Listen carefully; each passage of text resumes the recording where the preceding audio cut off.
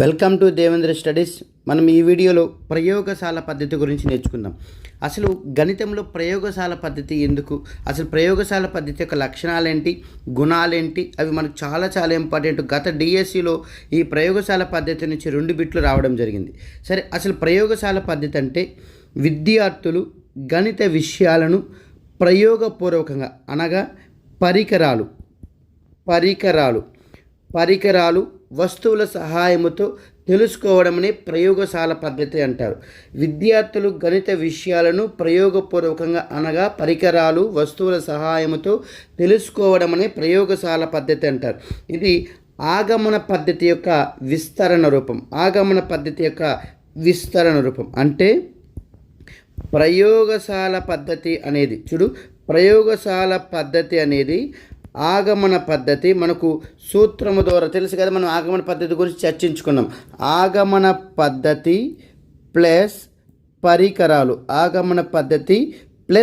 పరికరాలు, ఇది మనకేమి ఆగమన పద్ధతికి పరికరాలను కానీ కలిపినామంటే మనకు చేసే ప్రయోగ పద్ధతిని మనం ఏమంటాం, ప్రయోగశాల పద్ధతి అంటాం. అంటే ఆగమన పద్ధతిలో సూత్రాల ద్వారా మనం అంటే ఉదాహరణల ద్వారా సూత్రాన్ని ఉత్పాదిస్తాం. ఇక్కడ ఏం చేస్తున్నాము, ప్రయోగపూర్వకంగా ఆ సూత్రాన్ని ఉత్పాదించడం జరుగుతుంది. సో అసలు ప్రయోగ పద్ధతి యొక్క లక్షణాలు ఏంటి అని మనం ఒకసారిగా చూస్తే, ప్రయోగ పద్ధతి యొక్క లక్షణాలు ఇక్కడ ఈ ప్రయోగ పద్ధతి యొక్క లక్షణాల్లో విద్యార్థులకు ప్రత్యక్ష అనుభవాలు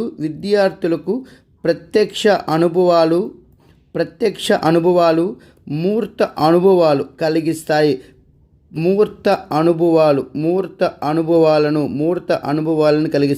ప్రయోగశాల పద్ధతి యొక్క లక్షణాలు మోస్ట్ ఇంపార్టెంట్ లక్షణాల గురించి మాట్లాడుకుంటున్నాం. ప్రయోగశాల పద్ధతి అనేది విద్యార్థుల్లో ప్రత్యక్ష అనుభవాలను మూర్త అనుభవాలను కలిగిస్తాయి. అదేవిధంగా పరిశీలనలో అంటే విద్యార్థి ప్రయోగం చేస్తున్నప్పుడు అబ్జర్వేషన్ చేస్తున్నాడు. పరిశీలనలో విషయాన్ని నిర్ధారణ చేస్తుంది. ఇక్కడ విద్యార్థి విషయాన్ని శోధిస్తాడు, అంటే ప్రయోగ రూపంలో విషయాన్ని కనుక్కోవడం జరుగుతూ ఉంది.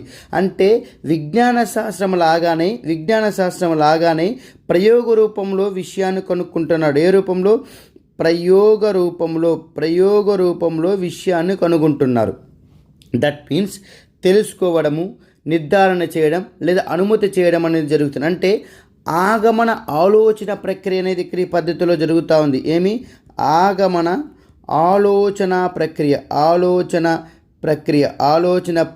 అనేది ఈ పద్ధతిలో కొనసాగుతూ ఉంది. ముఖ్యంగా ఈ పద్ధతిలో విద్యార్థుల్లో శాస్త్రీయ దృక్పథాన్ని వెరీ ఇంపార్టెంట్ శాస్త్రీయ దృక్పథమును పెంపొందిస్తుంది. ఈ పద్ధతి వల్ల విద్యార్థుల్లో శాస్త్రీయ దృక్పథమును పెంపొందిస్తుంది. వనరుల అందుబాటులో దృష్ట్యా అవసరాన్ని బట్టి ప్రయోగాలు అనేది వ్యక్తిగతంగాను అదేవిధంగా జట్టులుగా కానీ మనం చేయొచ్చు. ముఖ్యంగా ఈ ప్రయోగశాల పద్ధతుల్లో విద్యార్థుల్లో పరిశీలన నైపుణ్యం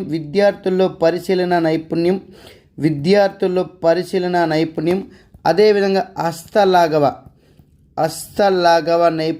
హస్తలాఘవ నైపుణ్యాలను పెరుగుతాయి. Very important. సో ప్రయోగశాల పద్ధతి యొక్క లక్షణాల గురించి మాట్లాడుతాం. విద్యార్థుల్లో ప్రత్యక్ష అనుభవాలు మూర్త అనుభవాలు కలిగిస్తాయి.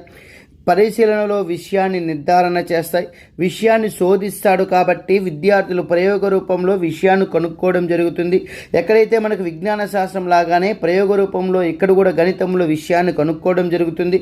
ముఖ్యంగా తెలుసుకోవడము, నిర్ధారణ చేయడం లేదా అనుమతి చేయడం అనేది జరుగుతుంది. అంటే ఆగమన ఆలోచన ప్రక్రియ అనేది కొనసాగుతుంది. ఈ పద్ధతి వల్ల పిల్లల్లో అంటే విద్యార్థుల్లో శాస్త్రీయ దృక్పథాన్ని పెంపొందించవచ్చు. అదేవిధంగా మనకు విద్యార్థుల్లో పరిశీలన హస్తలాఘవ నైపుణ్యాన్ని పెరుగుతుంది. అదేవిధంగా వనరులు అందుబాటులో దృష్ట్యా మనం ప్రయోగాలు అనేది వ్యక్తిగతంగాను జట్టు అంటే గ్రూపుగా కూడా మనము చేయవచ్చు. ఇంకా మనం చూసుకుంటే ప్రయోగశాల పద్ధతి యొక్క లక్షణాలు కానీ చూస్తే అసలు ఒకసారి గమనించండి. ఈ ప్రయోగశాల పద్ధతిలో వెరీ వెరీ ఇంపార్టెంట్. దృష్టి దృష్టి శ్రవణము శ్రవణము స్పర్శ శ్రవణము స్పర్శ అనే 3 జ్ఞానేంద్రియాల వినియోగం అనేది ఈ పద్ధతిలో ఉంటుంది. కాబట్టి ప్రయోగశాల పద్ధతి ద్వారా సాధించే ఫలితాలు అనేది చాలా చాలా స్థిరంగా ఉంటుంది. Very very very important. ప్రయోగశాల పద్ధతి యొక్క గుణాల గురించి మాట్లాడుతున్నాం. దృష్టి శ్రవణము స్పర్శ అనే 3 జ్ఞానేంద్రియాలు ఈ పద్ధతిలో వినియోగిస్తాము. అదేవిధంగా ఇంకొక మోస్ట్ ఇంపార్టెంట్ ఏంటంటే చేయడము ద్వారా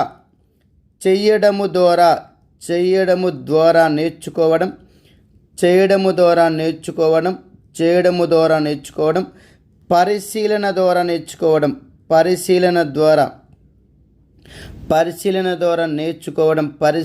ద్వారా నేర్చుకోవడము అనే సూత్రాల మీద ఈ బోధనా పద్ధతి ఆధారపడి ఉంటుంది. దీనివల్ల గణితం పట్ల విద్యార్థుల్లో పరిపూర్ణమైన అవగాహన పొందుతాడు. The most important. అదేవిధంగా చేయడము ద్వారా నేర్చుకుంటాడు, పరిశీలన ద్వారా అంటే ప్రయోగం అతనే సొంతంగా చేస్తున్నాడు కాబట్టి విద్యార్థి చేయడము ద్వారా నేర్చుకుంటున్నాడు, పరిశీలనను అంటే ప్రయోగాన్ని అబ్జర్వ్ చేస్తున్న పరిశీలన ద్వారా కూడా నేర్చుకోవడం జరుగుతుంది. ఎప్పుడైతే చేయడము ద్వారా నేర్చుకుంటున్నాడు, పరిశీలన ద్వారా నేర్చుకుంటున్నాడు అంటే విద్యార్థి ఆ అంశము పట్ల పరిపూర్ణమైన అవగాహన పొందుతాడు. అదేవిధంగా మనం తీసుకుంటే ఈ పద్ధతిలో ఆచరణ ద్వారా అభ్యసనం జరుగుతుంది.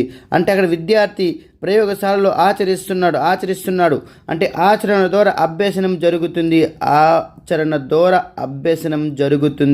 కాబట్టి విద్యార్థుల్లో అభ్యాసంలో ఆసక్తిగా పాల్గొంటాడు. సో ఆచరణ ద్వారా అభ్యసనం జరుగుతుంది. నెక్స్ట్ విద్యార్థికి ఉపాధ్యాయుడికి మధ్య సన్నిహిత సంబంధం అనేది ఏర్పడుతుంది. ఈ పద్ధతిలో ఉపాధ్యాయుడు స్నేహితుడుగాను నాయకుడుగాను ఉంటాడు. విద్యార్థికి ఉపాధ్యాయుడికి మధ్య సన్నిహిత సంబంధం ఏర్పడుతుంది. ఉపాధ్యాయుడు ఈ పద్ధతిలో ఉపాధ్యాయుడుగాను నాయకుడుగాను ఉంటాడు.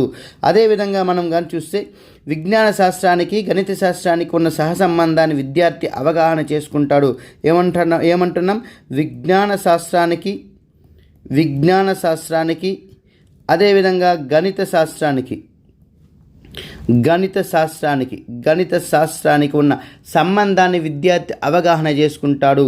సో ఇది మనోవైజ్ఞానిక ప్రతిపాదిక ఉన్న పద్ధతి కావడం వల్ల విద్యార్థి ఇక్కడ మూర్త స్థాయి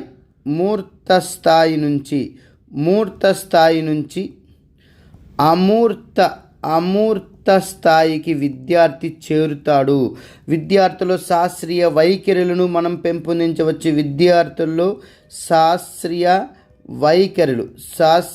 వైఖరులను పెంపొందుతాయి. అదేవిధంగా మనకు వైజ్ఞానిక విచారణ, అదేవిధంగా పరిశోధన దృష్టి కూడా పెరుగుతుంది. విద్యార్థి స్వతంత్రంగా పనిచేసే అలవాటు చేసుకుంటాడు. అదేవిధంగా విద్యార్థుల్లో సామూహిక భావన వెరీ వెరీ ఇంపార్టెంట్. సామూహిక భావన పెరుగుతుంది. జట్టు నైపుణ్యాలు పెరుగుతాయి. ప్రయోగాత్మకంగా నేర్చుకున్న అంశాలు కావడంతో ఎక్కువ కాలం జ్ఞాపకంలో ఉంచుకుంటుంది. మళ్ళొకసారి చూస్తే లక్షణాలు దృష్టి శ్రవణము స్పర్శ అనే 3 జ్ఞానేంద్రియాల వినియోగం వల్ల ఈ పద్ధతిలో ఉంటుంది. కాబట్టి ప్రయోగశాల పద్ధతి ద్వారా సాధించే ఫలితాలు చాలా కాలం స్థిరంగా ఉంటుంది. చేయడం ద్వారా నేర్చుకోవడం, పరిశీలన ద్వారా నేర్చుకోవడం అనేది ఈ సూత్రాల మీద ఈ బోధనా పద్ధతి అనేది ఆధారపడుతుంది. కావున మనం విద్యార్థుల్లో గణితం పట్ల పరిపూర్ణమైన అవగాహన పొందుతాడు. నెక్స్ట్ ఈ పద్ధతిలో ఆచరణ ద్వారా అభ్యసనం జరుగుతుంది. కాబట్టి విద్యార్థులు ఆసక్తిగా అభ్యసనంలో పాల్గొంటాడు. ఉపాధ్యాయుడుకు విద్యార్థికి మధ్య సన్నిహిత సంబంధం అనేది ఏర్పడుతుంది. ఉపాధ్యాయుడు స్నేహితుడుగాను నాయకుడుగాను ఉంటాడు. అదేవిధంగా గణిత శాస్త్రానికి విజ్ఞాన శాస్త్రానికి ఉన్న సహసంబంధాన్ని విద్యార్థి అవగాహన చేసుకుంటాడు. ఇది మనోవైజ్ఞానిక ప్రతిపాదిక ఉన్న పద్ధతి కాబట్టి మూర్త స్థాయి నుంచి అమూర్త స్థాయికి విద్యార్థి చేరుతాడు. విద్యార్థుల్లో శాస్త్రీయ వైఖరులను పెంపొందిస్తుంది. అదేవిధంగా వైజ్ఞానిక విచారణ, పరిశీలన, దృష్టి, పరిశోధన పెరుగుతుంది. విద్యార్థులు స్వతంత్రంగా ఆలోచించే అంటే స్వతంత్రంగా పనిచేసే అలవాటు అనేది ఇక్కడ చేసుకుంటాడు. అదేవిధంగా ప్రయోగశాల పద్ధతిలో సామూహిక భావన అనేది విద్యార్థుల్లో పెరుగుతుంది. జట్టు నైపుణ్యాలు పెరుగుతుంది. ప్రయోగాత్మకంగా నేర్చుకున్న అంశాలు కావటం కాబట్టి ఎక్కువ కాలం అనేది జ్ఞాపకంలో ఉంటుంది. ఇంకా ప్రయోగశాల పద్ధతి యొక్క పరిమితులు తీసుకుంటే లిమిట్స్. అసలు ప్రయోగశాల పద్ధతి యొక్క లిమిట్స్ ఏంటి? పరిమితులు రైట్, ఒకసారి గమనించండి. ప్రయోగశాల పద్ధతి యొక్క పరిమితులు రైట్. అన్ని పాఠ్యాంశాలను ప్రయోగశాల పద్ధతి ద్వారా మనం బోధించడానికి వీలు కాదు.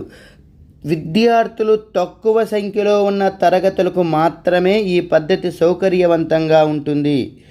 అదేవిధంగా ఈ పద్ధతి గణిత శాస్త్ర సత్యాన్ని తెలుపుతుంది, కానీ అవసరమైన తార్కిక వివేచన ఇవ్వడు. అసలు మనకు గణితం అంటేనే తార్కిక వివేచన కాబట్టి అటువంటి తార్కిక వివేచనను ఇవ్వదు. రైట్. ప్రయోగశాల పద్ధతికి అనువుగా అన్ని పాఠ్యాంశాలు పాఠ్యపుస్తకంలో తక్కువగా ఉంటుంది. ఇది లిమిట్స్. చూడు, ఏమిలా చాలా సింపులే.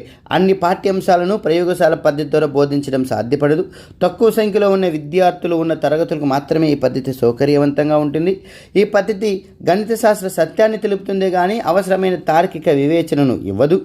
ప్రయోగశాల పద్ధతికి అనువుగా ఉండే పాఠ్యాంశాలు పాఠ్యపుస్తకంలో చాలా తక్కువగానే ఉంటుంది. ఇది చూడు, ఒకవేళ రేపు నీకు వృత్తం యొక్క వైశాల్యం బోధించే అంశాలు ఏంటి అంటే, వృత్తం యొక్క వైశాల్యం A=πr² అనే సూత్రాన్ని ప్రయోగాత్మకంగా నిరూపించినప్పుడు ప్రయోగశాల పద్ధతిని మనం ఉపయోగించడం జరుగుతుంది. ఇది టోటల్గా దానికి సంబంధించింది, ప్రయోగశాల పద్ధతికి సంబంధించింది.